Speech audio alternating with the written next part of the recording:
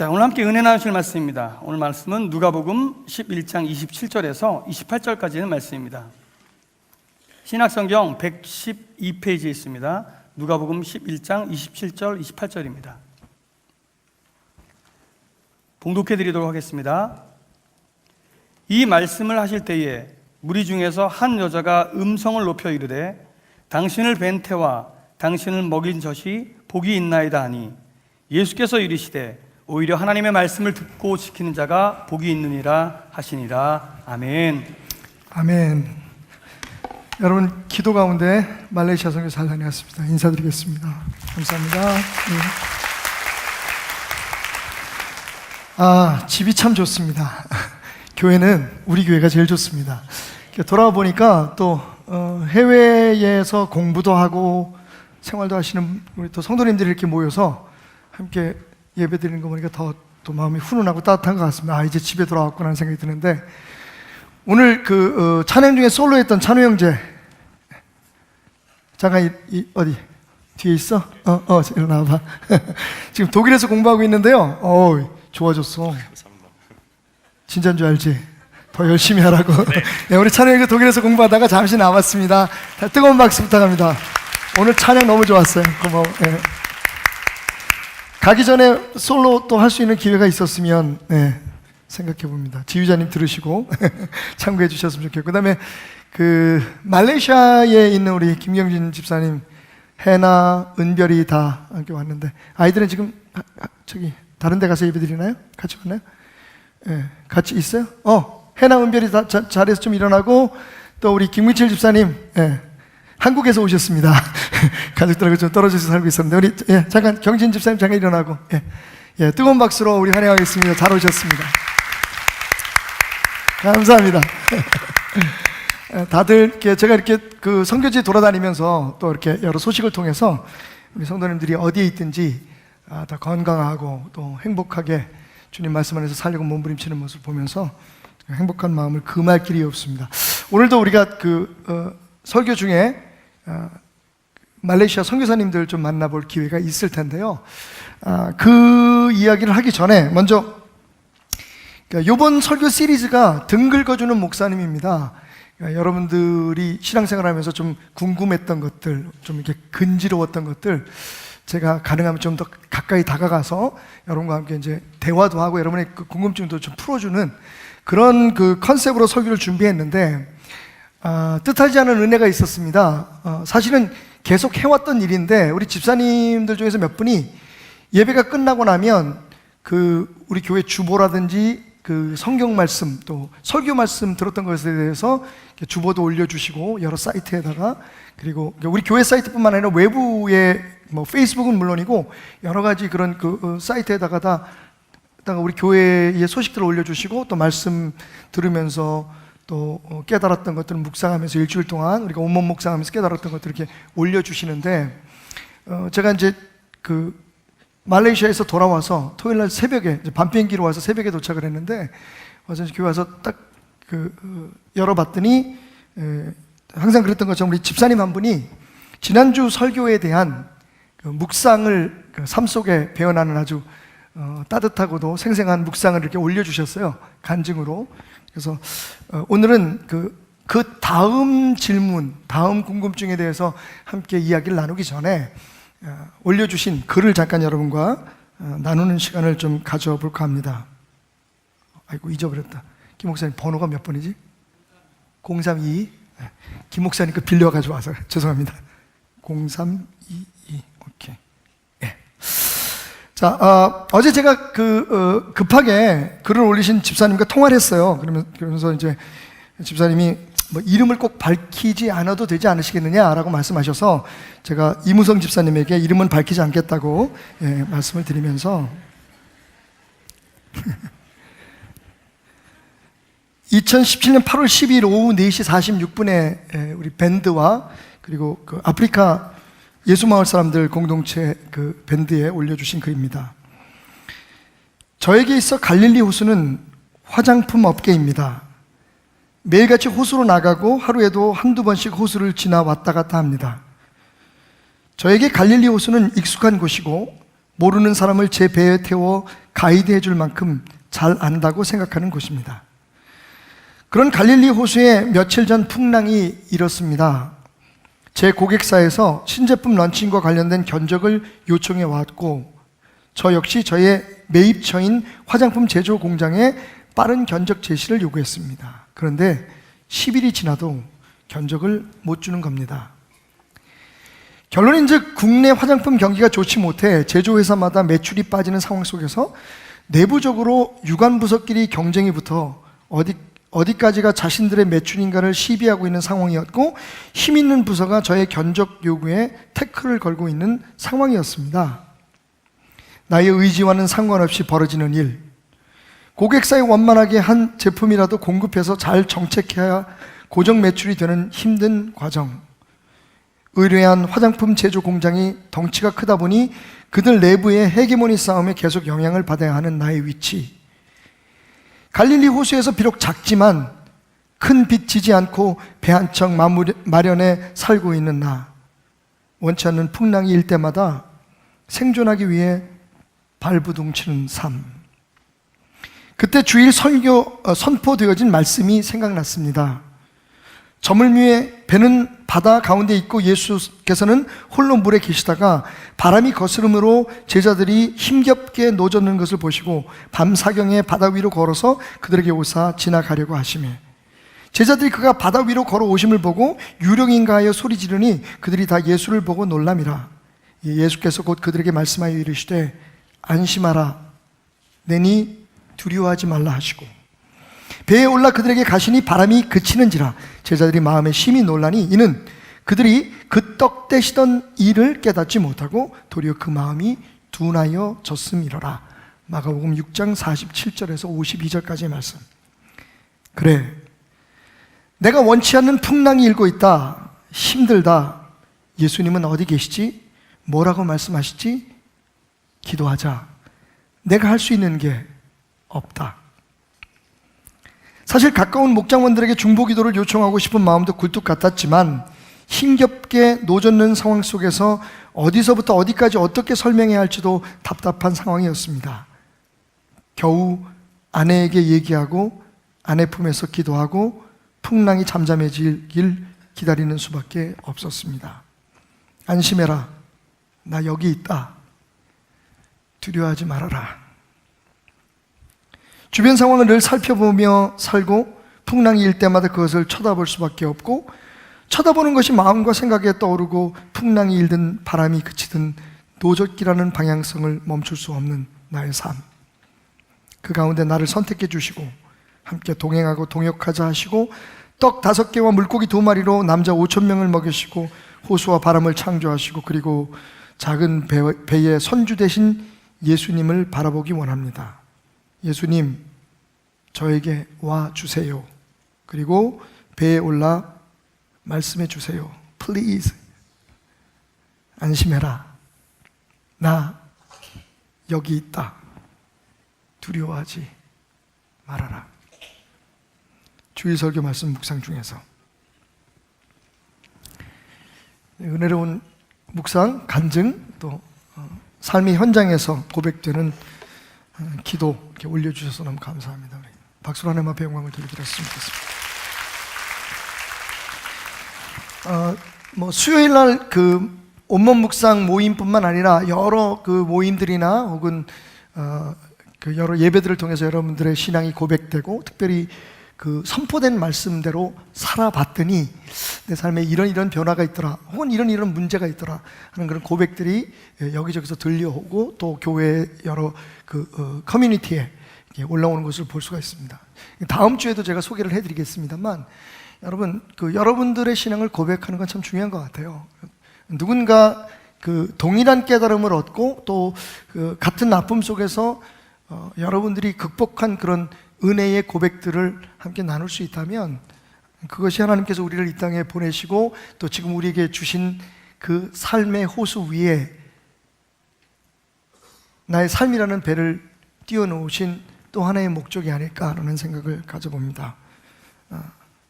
본인의 이름을 굳이 밝히지 말아달라고 말씀하신 이무성 집사님과 또 하시는 그 사역 위에 오늘 고백 가신 것처럼 그 누구도 아닌 예수님께서 함께 동승하시고 또 함께 동행하셔서 승리하시기를 주님의 이름으로 축원드립니다.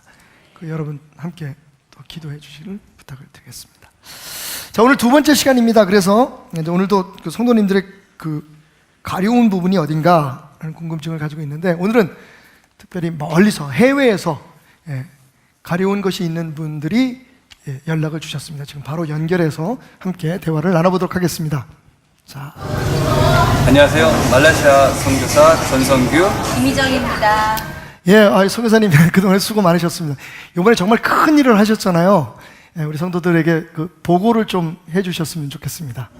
먼저 준비한 자료화면을 보시고 말씀드리겠습니다. 자료화면 보시겠습니다. 말레이시아 청년들입니다. 여기도 말레이시아 학생들이에요.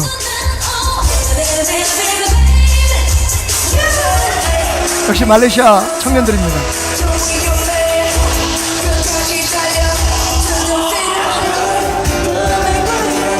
말레이시아 청년들입니다.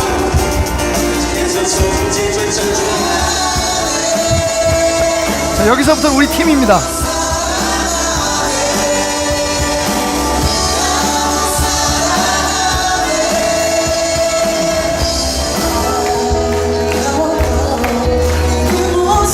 여러분 익숙한 노래들이 나오죠? 한국말로 다 따라해요.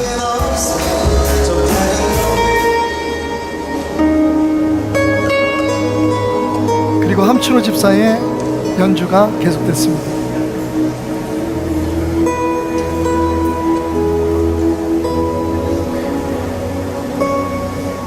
Let's just look at this carefully. Can you see? Your flesh. 말씀과 찬양이 울려 퍼졌습니다.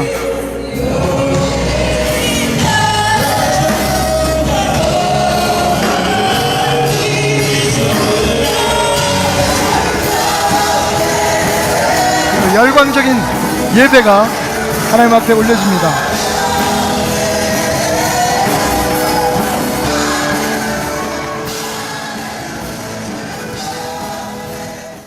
지금 보신 것처럼 말라카에 많은 사람들이 모여서 함께 찬양과 또한 오는 퍼포먼스를 같이 함께 즐기며 또한 은혜로운 시간을 가질 수 있었습니다. 또한 이것을 통해서 많은 교회가 연합하는 놀라운 기적을 볼 수 있었고요. 그리고 또 믿지 않는 영혼들은 또 주님 안에 또한 그 사랑을 느낄 수 있는 귀한 시간이었습니다. 이번 집회에 700명씩 1,400명이라는 인원이 모였잖아요. 그리고 하나님을 찬양하고 이걸 준비한 우리 김희정 선교사님 어떤 의도와 마음으로 준비하셨나요? 저는 이번 말라카 멀티미디어 대학교에서 한국어를 가르치면서 한국 문화를 학생들에게 전하고자 노력하는 차원에서 이렇게 준비하게 되었고요. 네. 비록 K-팝이지만 그 안에 저희들이 하나님의 사랑을 전할 수 있는 그런 참된 기회를 삼기를 기대하면서 준비했습니다. 네. 처음에 계획했던 것보다 일이 커졌잖아요. 끝나고 나니까 어떠세요? 만족하세요? 예, 대단히 만족하고 있습니다. 대단히 만족하고 계십니다. 그러면 뭐 또 다른 계획들이 있을 거잖아요. 그죠? 그러니까 앞으로 어떤 계획을 가지고 계시나요? 좀 말씀해 주실까요? 앞으로의 계획은 저희가 더욱더 이 현지 교회와 관계를 가지면서 또한 그 안에서 그 크리스찬들이 더욱더 하나님의 복음을 향해서 갈 수 있는 그 매개체가 될 수 있도록, 또한 저희들이 그 앞장서서 나가는 게 아니라 같이 함께 손을 잡고 나가는 같이 함께. 그러한 일을 할 수 있는 그런 방법들을 같이 기도하며 찾으려고 하고 있습니다. 두 분은 우리 베델교회 자랑스러운 선교사신 거 아시죠? 어떠세요? 네. 감사합니다. 근데 우리 김희정 선교사님 무슨 뭐 성경 읽다가 질문이 누가복음 생기셨다고. 11장 27절에서 28절 말씀에 제 생각에는 예수님을 낳은 마리아가 가장 복되다고 생각하고 있었는데요. 예수님께서는 그런 마리아보다 더 복된 사람이 있다고 말씀하셨습니다. 정말 더 복된 사람이 있는 걸까요? 우리 집사님의 질문은 예수님께서는 마리아보다 더 복된 사람이 있다고 하셨는데 정말 마리아보다 더 복된 여인, 복된 사람이 세상에 있을까요? 라고 하는 질문이었습니다. 자, 먼저 우리 수고하신 두 분을 위해서 뜨거운 박수 한번 부탁드릴까요? 예. 제가 지금 4년째 말레이시아를, 아프리카는 1년에 한 2번, 그리고 말레이시아는 1년에 꼭 한 번씩 방문하고 있습니다. 4년 전에 우리 학생들하고 처음 방문했을 때 한 40여 명 모이는 조그만 현지 교회에서 우리가 예배를 드렸습니다. 그리고 그 바로 다음 해에 청년들과 함께 갔을 때 말라카 역사상 처음으로 400명이 모이는 은혜 집회를 우리가 인도할 수 있었습니다. 그리고 작년에 코리안 컬처 센터가 우리 베들교회의 후원으로 세워지고 4년째 되는 올해 2번의 집회가 있었는데 700명씩 1,400명이 모였습니다. 그러니까 매년 지금 우리 하나님께서 또 베델과 그 베델에서 파송한 전성규 선교사 내외를 통해서 새로운 역사를 써가고 계심을 우리가 목도하게 되었습니다. 첫째는 하나님의 은혜고, 그리고 아낌없는 성도님들의 후원과 기도, 그리고 무엇보다도 최전선에서 애쓰고 있는 우리 두 분 선교사님의 노고의 결과가 아닌가라는 생각을 가져봅니다. 제가 제일 먼저 도착해서 무슨 얘기 들었는지 아세요, 여러분? 레이먼 고라고 하는 현지 목사님이 6개월 전에 실종이 된 겁니다. CCTV에 그대로 다 잡혔어요, 그 상황이. 퇴근하는 길에 6대의 자동차가 영화처럼 앞뒤를 가로막더니 차문을 뜯어내고 차 안에 있는, 운전석에 있는 목사님을 끌어냈습니다. 그리고 어디론가 끌려가서 6개월째 목사님이 돌아오지 않습니다. 이 목사님이 왜 끌려갔는가? 이 목사님이 말레이시아 사람들에게 은밀하게 복음을 전했어요. 많은 사람들은 혹시 정부에서 개입한 것이 아니냐라고 생각을 합니다만, 그렇지 않다고 해도 분명한 건 그렇게 끌려가서 실종된 그 사건을 경찰에서 전혀 수사를 하고 있지 않다는 겁니다. 그리고 돌아오는 길에 KL, 쿠알라룸푸르에 있는 한인 선교사님들과 목사님 몇 분도 지금 경찰의 조사를 받고 있다는 이야기를 들었습니다. 묻더라고요. 거기 현지 목사님이, 한국이 교회가 요즘 어떻습니까? 아, 예, 괜찮습니다. 부럽습니다. 자유롭게 예배하고 전도할 수 있는 것이 얼마나 큰 축복인지요. 그런데 순간 저도 모르게 그 선교사님에게 영어로 그렇게 대답했습니다. 아니요, 대한민국은 자유롭게 예배 드릴 수 있어서 교회가 오히려 타락하고 있는 것 같습니다 라고 말이죠. 그쪽 교회 목사님들의 이제 그 요청에 따라서 저희가 시간이 나는 대로 주중에 교파와 교회를 초월한 그 말라카 지역의 교회 지도자들을 말씀으로 훈련시키는 그런 프로그램을 진행하려고 계획 중에 있습니다. 여러분 계속 기도해 주시고, 이 일을 위해서 우리 교회뿐만 아니라 뭐 우리 교회 목사님들은 물론이겠지만 그동안에 제가 만난 여러 목사님들 가운데 정말 말레이시아의 그 탄압을 받으면서 신앙생활하고 있는 그 사람들에게 꼭 전해야 될 복음을 전할 수 있는 목사님들 함께 가서 며칠씩이라도 목회에 지장이 없는 한 그분들을 비용이 이렇게 많이 들지 않으니까요, 호텔 같은 데 룸을 빌려서 계속해서 하나님의 말씀으로 세워야겠다, 지금이 바로 그때이다라는 생각을 좀 하고 돌아왔습니다. 여러분 계속해서 기도해 주시고 또 후원해 주시기를 부탁을 드리겠습니다. 자, 말씀으로 돌아가 볼까요? 우리 김희정 집사님의, 선교사님의 질문은 누가복음 11장 27절과 28절에 있었네요. 제가 읽겠습니다. 이 말씀을 하실 때에 무리 중에서 한 여자가 음성을 높여 이르되 당신을 뵌 태와 당신을 먹인 젖이 복이 있나이다 하니, 예수께서 이르시되 오히려 하나님의 말씀을 듣고 지키는 자가 복이 있느니라 하시니라. 이런 상황이네요. 예수님께서 그 말을 못하게 하는 귀신을 쫓아내는 사건이 벌어집니다. 그리고 그것을 바라보고 있던 무리들이 놀라면서 서로 논쟁을 벌이죠. 이 사람이 귀신의 왕 바알세불의 힘을 입어서 귀신을 쫓았다. 다시 말하면 이 사람도 같은 부류의 사람이다. 악한 영의 힘으로 이런 마술을 행했다라고 주장하는 사람이 있는가 하면, 또 어떤 사람들은 무슨 소리냐, 이 사람 분명히 하나님이 주신 능력으로 기적을 행하는 것이다 라고 얘기하면서 예수님에게 그것을 증명하기 위해서 또 다른 표적, 또 다른 기적을 한번 행해보라고 요구를 하는 그런 일들이 벌어졌습니다. 이에 대해서 예수님께서 아주 선명하고 그리고 논리적인 대답을 하시죠. 스스로 분쟁하는 나라마다 황폐해지고 분쟁하는 나라가 어떻게 집에서 싸움이 있는데 어떻게 집이 설 수 있겠느냐. 내가 악한 영의 힘을 받아서 사탄의 이름으로 저 귀신을 쫓는다는 건 말이 되지 않는다. 쭉 예수님께서 말씀을 하시는 가운데 여자 하나가 큰 소리로 외칩니다. 이럴 때는 여자들이 나서더라고요. 그죠? 우리 베들교회 여자들은 여자도 아닌가 봐. 어디 가서 막 은혜를 받으면 여성분들이 다 먼저 은혜를 받는데 우리는 아멘 소리도 안 나와. 이거 봐. 큰 소리로 외칩니다. 은혜를 받은 여인 하나가 뭐라고 외치냐면요, 당신을 뵌 태와 당신을 먹인 젖이 복이 있나이다. 마리아에 대한 축복이죠. 마리아야말로, 와, 당신 같은 사람을 이 세상에 탄생시킨 마리아여, 오, 위대하도다. 막 찬양을 한 거죠. 자, 여러분, 이런 경우에 어떨까요?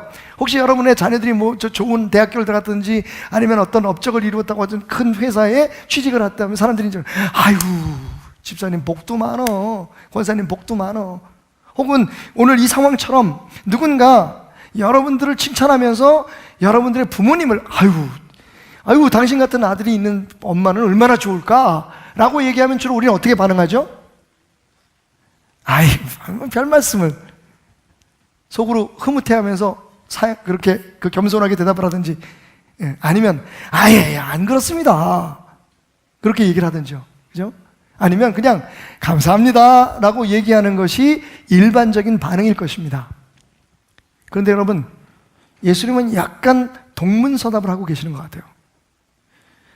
당신을 뵌 태와 당신을 물린 그 젖이, 다시 말하면 당신의 어머니야말로 복 있는 사람입니다 라고 외치는 것에 대해서 예수님은요, 딱 정색을 하시고 말씀하십니다.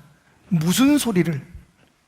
그렇게 말하지 마라. 오히려 하나님의 말씀을 듣고 지키는 자가 복이 있느니라. 어떻게 생각해보면 상황상 굳이 그렇게 하실 필요가 없는 상황일 수도 있어요. 그죠? 막 논쟁 가운데 은혜를 받은 여자가, 와, 진짜 메시아다, 진짜 하나님의 아들이다, 저런 아들을 낳은 그 부모는 얼마나 행복할까라고 감탄한 거잖아요. 그냥 넘어가실 수도 있고, 아니면 감사합니다 살해할 수도 있는 상황인데, 예수님은요, 그렇게 외친 여자가 무색할 정도로 따끔한 교훈을 주시는 겁니다. 그 상황에서도 뭐라고 말씀하시면, 무슨 소리? 우리 어머니 마리아보다 더 복 있는 사람이 있다. 그게 누구냐 하면 하나님의 말씀을 듣고 지키는 자다. 자, 예수님이 왜 그렇게 말씀하셨을까요? 예수님이 하신 말씀 속에는 우리가 깨달아야 할 어떤 진리가 담겨 있는 걸까요? 첫 번째로요, 우리가 이 말씀을 통해서 알아야 될 것은, 진짜 복은 말씀 배경에서 신앙의 수준이 변함이 없다는 거예요. 다시 말하면 이슬람 종교를 갖고 있는 배경에서 자라나는 사람들이 예수를 믿으면요, 굉장히 율법적인 걸 볼 수 있었어요. 아주 모든 걸 딱 정해놓고 틀을 만들어 놓고 그 틀 안에서만, 다른 건 용납을 못해요. 이슬람의 교율이 그렇잖아요. 이분들은 그 모세 오경을 중심으로 해서 자기네들의 그 신앙의 규범을 만들어 놓기 때문에 그렇잖아요. 여러분, 무슨 그분들 기도 기간 동안에, 라마단 기간 동안에는 해가 지기 전까지는 밥도 못 먹어요. 해가 지자마자 그냥 막 난리가 나죠. 그냥 안 먹었던 밥 먹어야 되니까. 그런 식으로 어떤 규범을 정해놓고 그 규범에 따라서 자기네들이 믿어야 신이 자기네들을 축복한다고 하는 생각을 가지고 있는 거예요. 거기다 플러스 뭡니까? 내가 신을 위해서 죽으면 신은 나와 내 가족들을 축복한다고 하는 생각을 가지고 있는 거예요. 행위에 따라서 내가 하는 일에 대해서 신은 나를 기뻐하기도 하고, 그래서 몸에다가 폭탄 걸고 뛰어들잖아요. 극단주의자들이지만. 내가 죽으면 나도 천국에 가고 그리고 내 가족들이 잘 산다는 거예요. 그런데 그런 종교적 백그라운드를 가지고 있는 기독교인들도 그렇게 믿더라고요. 예배 드리는데 누가 앞에서, 여기가 요번에 정말 말라카 지역에 한 10교회가 넘는 교회들이 처음으로 연합을 했어요. 거기에는 그 순복음 계통의 오순절 교회도 있었고, 베프티스트 교회도 있었고, 웨슬리안 감리 교회도 있었고. 그런데요, 처음에 예배 드리는 모습 보고 제가 깜짝 놀랐어요. 이쪽에서 막 오순절 교인들이 일어나서 찬양을 하잖아요. 그러면 저쪽에 있는 분들이 이렇게 팔짱 끼고 봐요. 쟤들 뭐 하는 거야? 이런 거예요. 그러니까 자기네들 규범 안에 있는 형태, 그 행태 밖에 있는 것들은 수용이 안 되는 거예요. 자, 반면 대부분의 크리스천들이 그 중국 그 혈통을 가지고 있는 분들이거든요. 말레이시아에 중국인들이 많은데 그분들이 이제 예수를 믿을 수 있어요. 법적으로 예수님을 믿어도 괜찮은 사람들이 중국계 말레이시안 사람들이에요. 근데 이 사람들은 대부분 불교 백그라운드를 가지고 있어요. 이분들은 항상 기독교를 뭘로 생각하냐면 착하게 살고 거짓말하지 않고 도둑질하지 않고 그렇게 바르게 살면 천국 간다는 생각을 가지고 있어요. 남한테 피해 안 주고. 그러니까 사실은 예수님을 믿지만 누군가 바로 가르쳐주고 거기 복음 전하러 가거나 거기 신학교를 세울 생각을 못 하잖아요. 안 되죠, 법적으로. 그러니까 이분들이 그 폐쇄되고 갇혀진 상황 속에서 그래도 예수님을 사랑하고, 여러분 제가 그분들 폄하하는 게 아니에요. 말레이시아에서 예수님을 믿는다는 건 거의 죽음입니다. 제가 그런 이야기를 듣고서 마음이 좀 흔들렸어요. 저 죄송하지만 어떤 부족이 예수를 믿다가 이슬람으로 개종을 하잖아요. 그 부족 전체가. 그러면 그 마을에 1억을 준답니다. 1억. 우리나라 돈으로. 이렇게 비교해 보시면 될 거예요. 지금 그 가사도우미, 말라카 지역의 가사도우미 입주해서 아이 봐주고 이러는 분들이 한 달에 받는 월급이 15만 원에서 20만 원이랍니다. 1억이라는 돈이 얼마나 큰 돈인지 아시겠죠? 우리나라 요즘 아이들 뭐 입주해서 아이들 봐주고 그러면 한 250만 원? 어떻게 우리 월급보다도 많아. 그러니까 뭐 어떻게 보면 사회가 좋아졌다는 얘기도 되겠지만 이게 지금 이게 뭐 어떻게 걷잡을 수가 없는 거죠. 그런데 같은 일보다 더 심한 일을 하는데 한 달에 15만 원 받으면 한다는 거예요. 1억이라는 돈이 얼마나 큽니까? 이걸 예수 포기하고 이슬람 믿는 마을에다 주는 거예요, 돈을. 전기 놔주고 수도 놔주고 학교 세워주고. 목사가 만약 이 부분에서 제가 마음이 흔들렸어. 우리 교회가 빚이 있다가 보니까 목사가 이슬람으로 개종을 하면 2억을 준답니다, 여러분. 할렐루야. 한 6, 70번만 제가 개종을 하면 교회 빚을 갚고 교회를 위해서 이 몸 바쳐. 그냥 우스갯소리로 거기 있는 선교사들 그런 얘기를 했어요. 여러분 2억이면 평생 살 수 있어요. 아무것도 안 하고도. 그런데 반대로 만약 그러면 계속 예수를 믿겠다고 주장하면 그 부락이 어떻게 될까요? 전기 안 넣어주죠? 수돗물 안 주죠? 아이들을 학교를 못 보내요. 그래서 가면 여러 교회나 그 지역 교회들과 선교단체에서 집을 사서 거기 아이들을, 부모 다 있는 애들이에요. 고아원처럼 운영을 해요. 거기서 먹이고 입히고. 왜? 그래야만 얘네들을 공부를 시킬 수가 있어요. 모슬람 학교는 못 가요. 왜 우리가 내는 돈으로 기독교인들이 공부를 하느냐는 거예요. 무섭죠? 예수 믿는다는 건 정말 많은 것을 내려놔야 되는 거예요. 근데 그렇게 열심히 믿으면서도 정말 복음이 무엇인가에 접근하기가 너무 어려운 그런 상황을 보면서 우리는 이렇게 자유롭고, 그죠? 토론 자유롭죠? 논쟁 자유롭죠? 얼마든지 공부하려면 공부할 수 있죠? 말씀 가까이 하려면 누가 막는 사람이 있습니까? 그럼에도 불구하고 사실은 상황은 별로 다르지 않더라. 각자가 자기가 보고 자기가 믿고 싶은 것만 보고 믿고 싶은 것만 믿는 거예요. 참 안타까움을 금할 길이 없었습니다.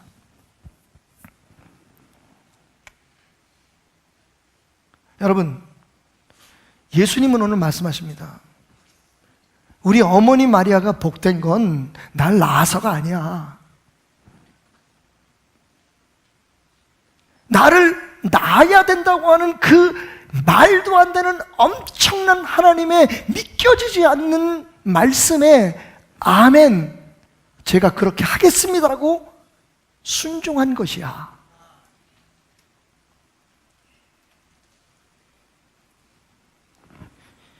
정말 복 있는 사람은 지속적으로 말씀을 가까이 하는 사람임을 믿으시기 바랍니다. 여러분, 하나님의 말씀을 알아야지 순종할 거 아닙니까?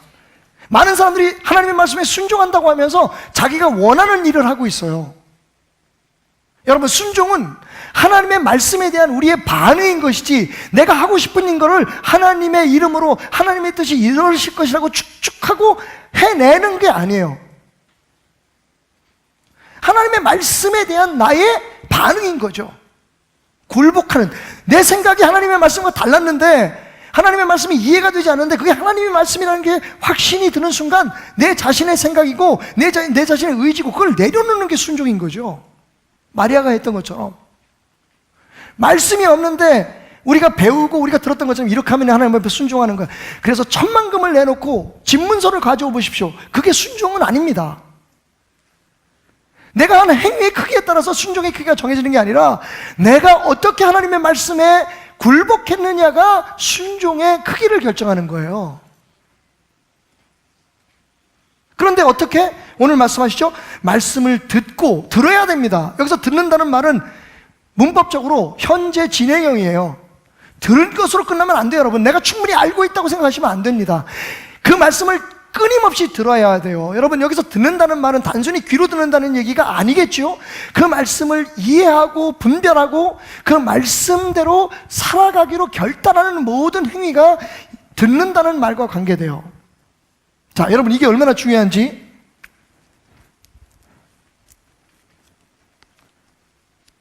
신명기 28장, 대한민국 성도들이 가장 좋아하는 구절 중에 하나는 28장 1절부터 제가 조금 읽겠습니다. 6절까지만. 내가 내 하나님 여호와의 말씀을 삼가 듣고 내가 오늘날 내게 명령하는 그의 모든 명령을 지켜 행하면, 똑같은 말씀이죠. 여러분, 신약 성경은 다른 얘기를 하고 있는 게 아니에요. 구약은 다른 얘기를 하고 있는 게 아니에요. 신약에서 예수님께서 하실 말씀, 예수님을 구약은 그대로 미리 이야기하고 있는 거예요. 그러니까 구약에 있는 말씀과 신약에 있는 말씀이 같지 않을 수가 없어요. 복에 대한 얘기입니다. 내가 내 하나님 여호와의 말씀을 청종하면 이 모든 복이 내게 임하며 내게 이르리니, 그 모든 복이 뭘까요? 성읍에서도 복을 받고 들에서도 복을 받을 것이며 내 몸의 자녀와 내 토지의 소산과 내 짐승의 새끼와 소와 양의 새끼가 복을 받을 것이며 내 광주리와 떡반죽 그릇이 복을 받을 것이며 내가 들어와도 복을 받고 나가도 복을 받을 것이니라. 여러분, 우리에게 필요한 모든 복, 우리가 기대하는 모든 복이 여기 다 있는데 그 복을 받는 조건이 뭐라고요? 주님을 위한 희생? 하나님 앞에 드린 예물의 크기? 사람들 앞에 내가 그 예수의 사람으로 알려진 그만큼의 명성? 아닙니다, 여러분. 단순해요. 하나님의 말씀을 듣고 지키면 하나님께서 진짜 복을 우리에게 허락해 주신다는 겁니다. 예수님 똑같은 말씀 하시는 거예요. 예?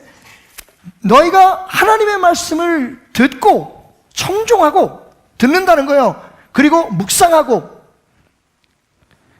그 말씀을 간직하고 그 말씀대로 살려고 항상 노력하면 그게 축복의 시작입니다. 우리가 그렇게 말씀을 듣는데 방해가 되는 것들이 있어요. 왜? 일상이죠. 많은 사람들이 묻습니다. 성경 읽으십니까? 아유, 주중에는 못 읽어요. 너무 바빠서. 정말일까요?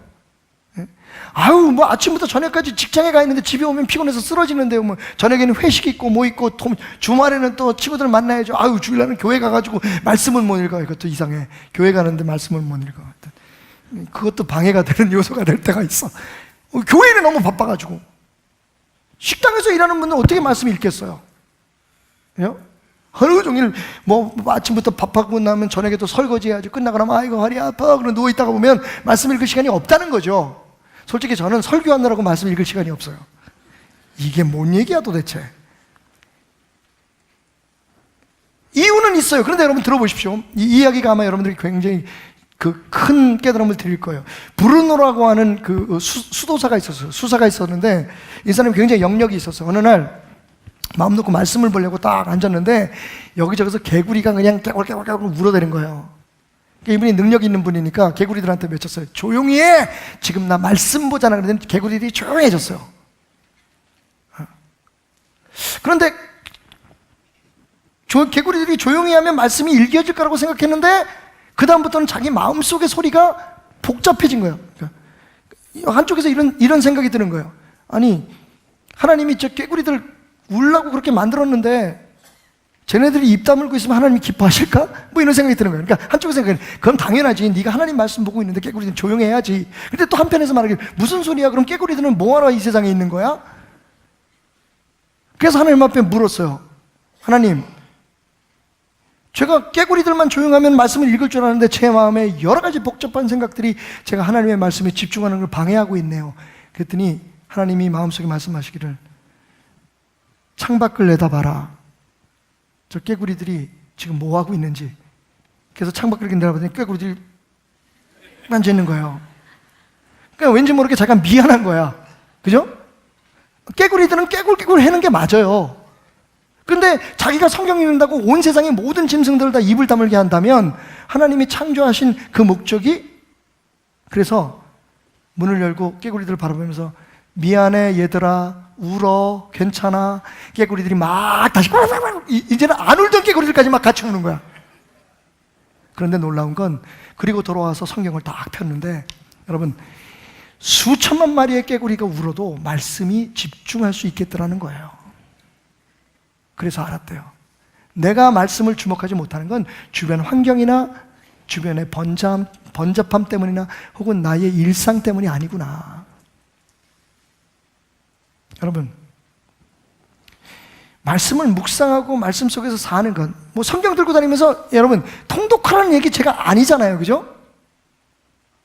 그날 하나님께서 우리에게 주시는 말씀, 우리가 살아내기 위해서, 우리가 정말 복된 사람으로 살아내게 하기 위해서 우리에게 주어지는 그 말씀.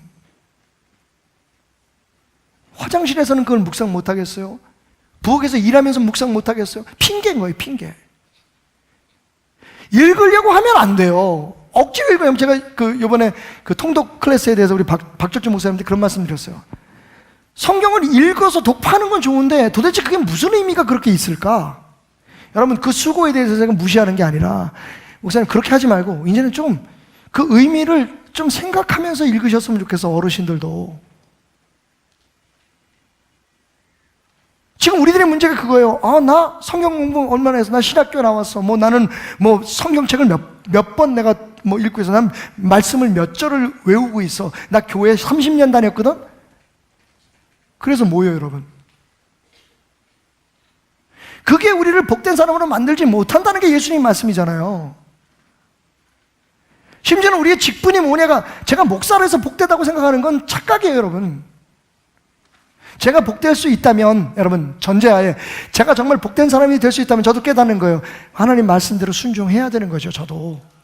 목사니까 당연히, 장로니까 당연히, 권사니까 당연히 복받는 게 아니에요. 우리 아버지가 목사라서 복받는 거 아니에요. 우리 어머니가 마리아라서 복 있는 게 아니에요. 내 아들이 예수라서 복 있는 게 아니란 말이에요. 가까이 해야 돼요, 말씀을. 그것도 지속적으로. 그 말씀이 오늘 내 삶에 영향력이 있어야 되는 거예요. 주일날 듣고 말씀드리고 그 다음에 어디 가서 헌금하고 누구한테 기도 부탁해가지고 복을 받겠다고 생각하는 것 자체가 기독교가 아닌 거예요, 여러분. 우리가 속고 있어요, 지금. 우리 스스로. 왜? 그게 편하니까. 말씀이 우리 안에 살아있어야 돼요. 시간. 그리고 그 다음에 뭡니까? 그 말씀을 지키는 자가 되어야 돼요. 그 말씀이 우리 안에 살아있어서 그 말씀이 살아내줘야 되는 거예요, 우리 삶 속에. 그런 사람이 하나님 앞에 복 있는 사람이에요.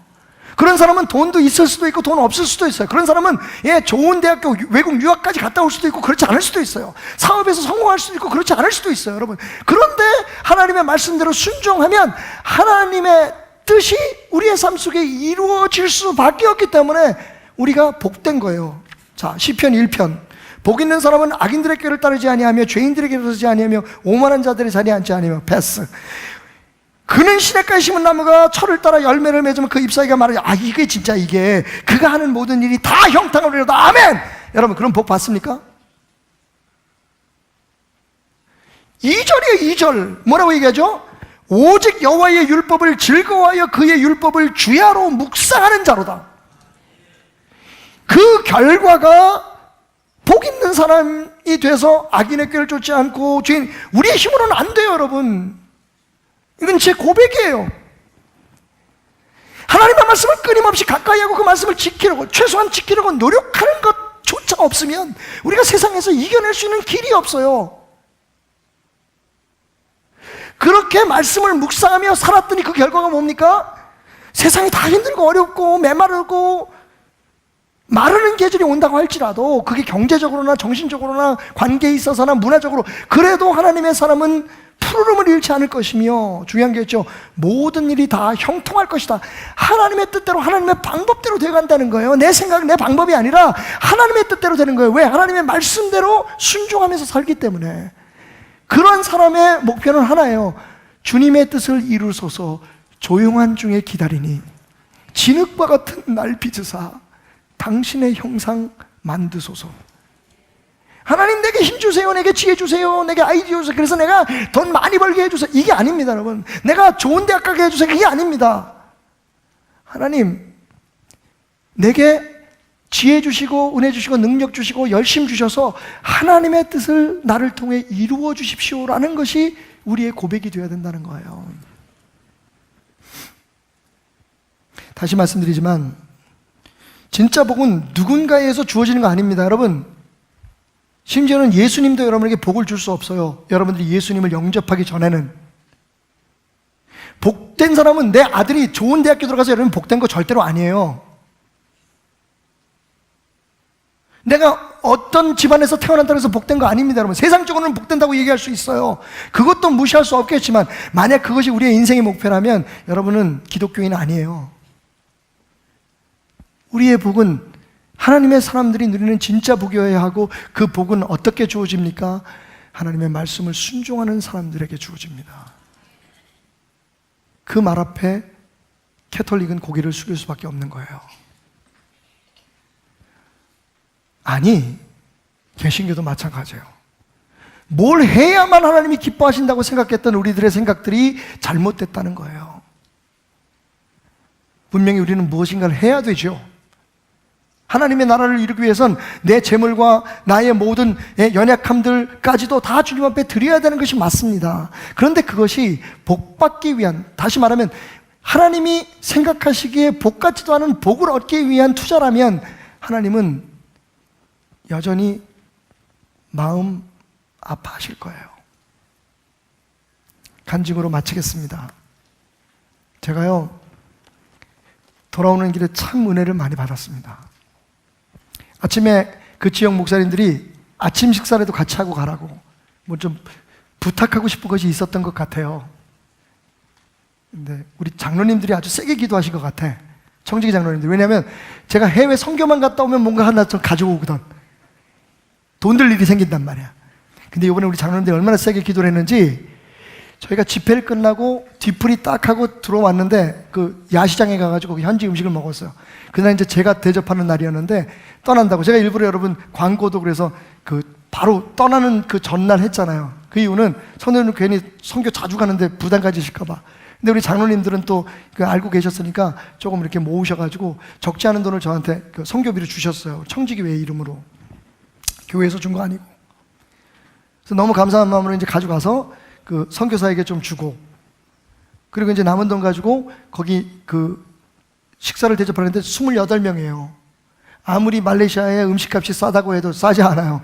28명 먹으려면 뭐 큰일 날 것 같아. 예. 그래가지고 제가 폼나게 얘기했죠. 그러니까 자존심이 안 상하면서 그 좀 생색을 내는 방법. 야, 이런 데 오면 말이지 현지 음식을 먹어야 돼. 그래가지고 야시장으로 끌고 갔어요.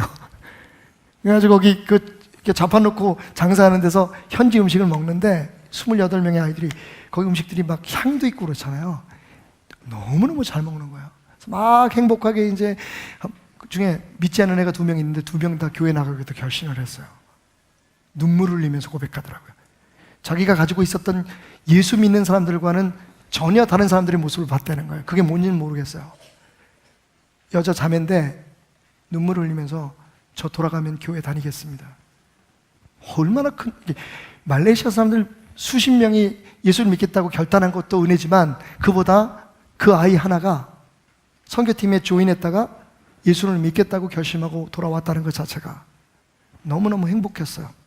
그런데 그 시간이 막 그렇게 서로 간증하고 이런 시간이 지나자마자 갑자기 벼락이 치고 천둥이 치는데 막 눈앞에서 진짜 저희들 벼락 맞아 죽는 줄 알았어요.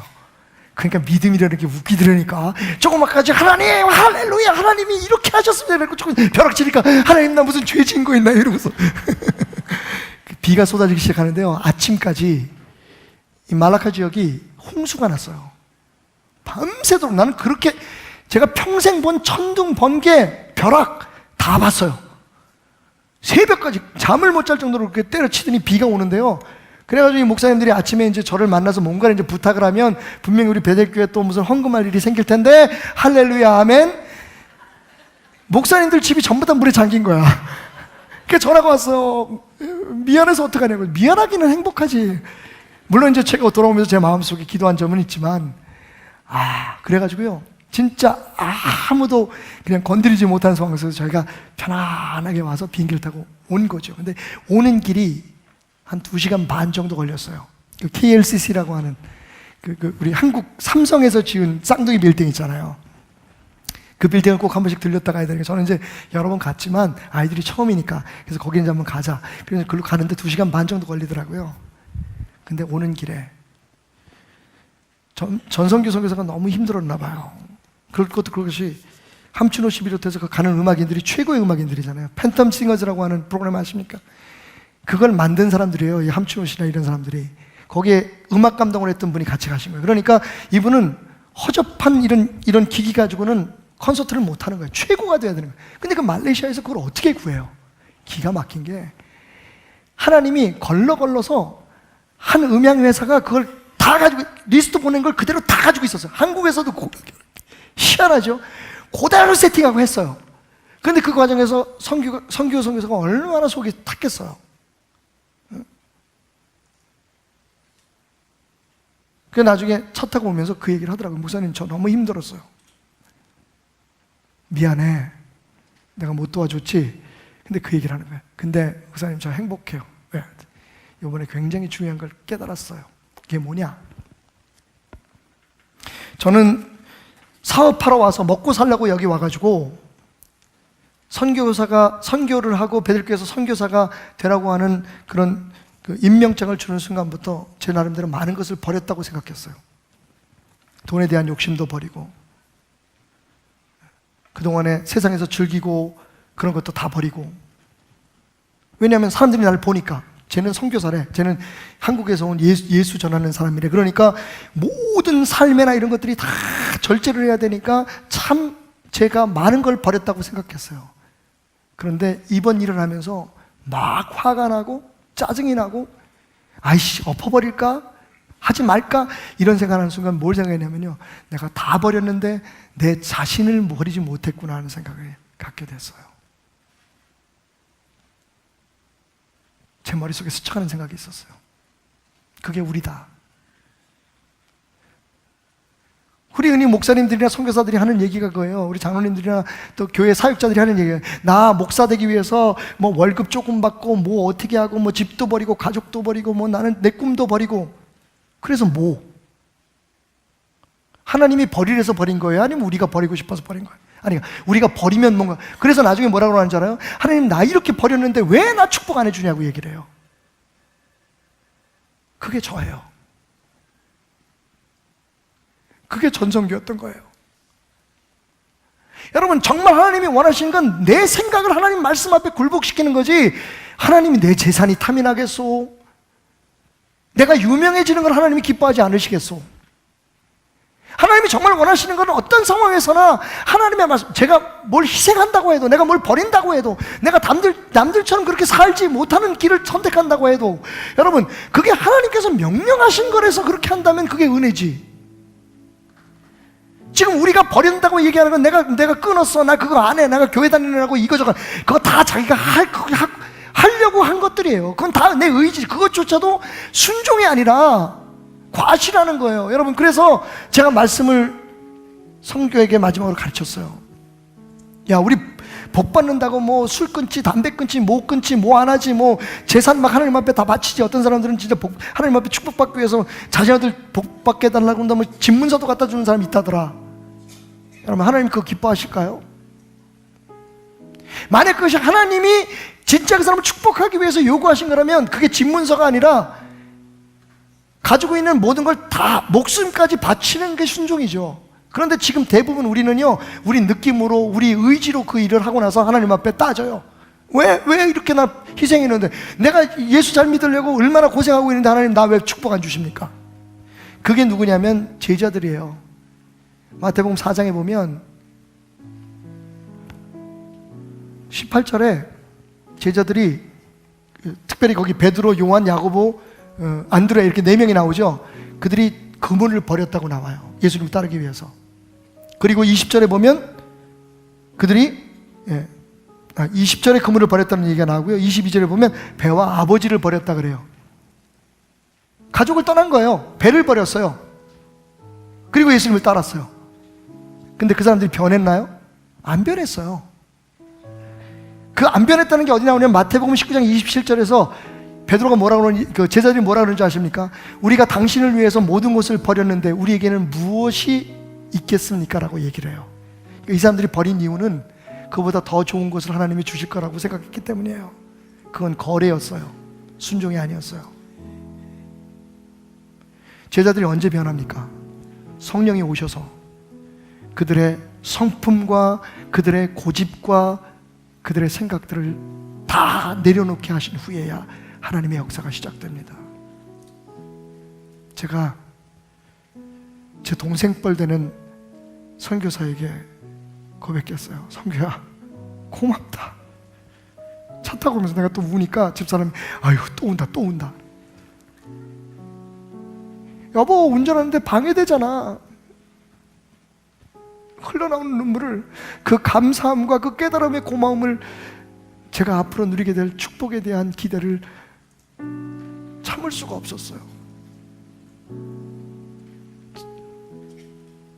혹시 제가 입으로는 얘기 안 했어도 제 생각이 그래서 여러분들에게 그렇게 얘기했던 것들이 있다면, 여러분 저 잘하고 있잖아요. 그러니까 잘하고 있다는 게, 잘하고 있다, grow, 그죠? 제가 지금 배우고 있잖아요. 진짜 목사가 되어가고 있는 중이거든요, 저. 그 와중에서 제가 돌아와서 우리 목사님들한테 한 얘기가 그거예요.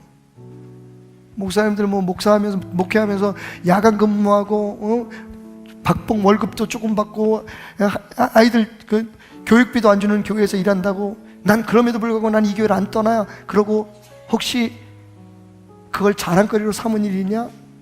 다 내려놔라. 우리는요, 우리가 스스로 결정해서 희생하고 헌신하고, 난 이렇게, 난 이런 사람이야, 난 이렇게 살고 있어, 난 이런 것도 포기해서, 난 예수 믿고 나서 친구들 다 버렸다, 나는 말이야 나 돈 욕심 없어, 이거 전부 다 사실은 우리 자신의 만족이에요. 그렇게 하면 하나님이 우리를 더 기뻐해 주실 거라는 생각이에요. 그러면서 우리는 정작 하나님이 원하시는 우리 자신의 고집을 내려놓지 않아요. 생각 안 바뀌어요. 그리고는 하나님 앞에 따지죠. 내가 주님을 위해서 이렇게 많이 희생하는데, 이 좋은 주일날, 이 여름에 다른 데도 교회 왔는데 왜 나 복 안 주세요? 내 기도 왜 안 들어주세요? 하루에 8시간씩 기도하는데. 여러분, 복 있는 사람은 하나님의 말씀에 순종하는 사람입니다. 그러니까 더 많은 것을 아는 것도 중요하지만 지금 아는 만큼만 순종하는 것이 더 중요해요. 주님 말씀하시잖아요. 용서해라. 너희도 가서 저 사마리아 사람처럼 해라. 나는 너의 삶에 진정한 예배가 깨어나지기를 원한다. 세상의 복, 내가 너희에게 허락한 것이다. 하지만 내가 정말 너희들에게 원하는 복은 내 말씀을 순종하며 누리는 복이란다 라고 말이죠. 최근에 상담한 한 젊은 부부가 있었습니다. 부인이 엉엉 울면서 남편 앞에서 그러는 거예요. 목사님, 저 이 남자하고 못 삽니다. 남편이요, 얼마나 모멸감을 느꼈는지. 그렇잖아요. 그것도 다른 사람도 아니고 목사 앞에서 딱 대놓고 얘기하니까 화가 났나 봐요. 이분이 얘기하는 거예요. 내가 너한테 못 해준 게 뭐가 있냐? 막 가는 거야 이제. 근데 나도 안 보이는 거야. 하기엔 내가 잘 안 보이지, 작아서. 막 그러는 거예요. 내가 집을 안 사줬니, 돈 안 사줬니, 남들보다 내가 돈 못 갖다 줘서 애들도 둘씩이나 나가지고 해외 유학 보내고 못한 게 뭐가 있는데. 근데 이 집사님이 진짜 중요한 얘기를 했어요. 근데 당신은 날 무시하잖아. 당신은 내 얘기를 듣지 않잖아.